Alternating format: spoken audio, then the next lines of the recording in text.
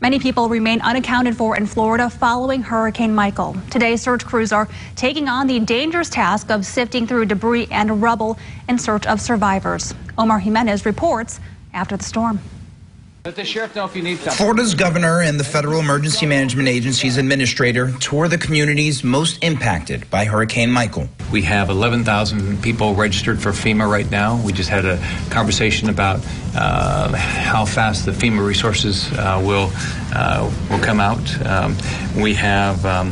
We've got local law enforcement from all around the state. They're coming to the impacted counties to make sure people are safe. President Trump is expected to visit Florida Monday as the death toll continues to rise. Officials say it could be days to weeks before everyone is accounted for. The lack of power and spotty cell phone service add to the challenges of emergency response crews. A lot of our homes, a lot of our families have been displaced, homes have been destroyed, damage has been everywhere. So we're having to deal with that as we're dealing with this incident as well. And as people return to the rubble of their Florida Panhandle communities, residents are lining up at community centers for bottled water and ready-to-eat meals. The governor assuring people there is help for those in need. We've distributed, I think, about 2 million meals. I think it's 1 million gallons of water.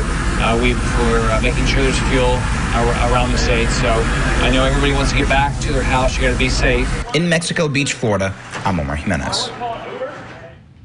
Local 24 Cares is teaming up with the American Red Cross to help victims of Hurricane Michael. Tomorrow, we are having a day-long donation drive from 6 a.m. to 6:30 p.m.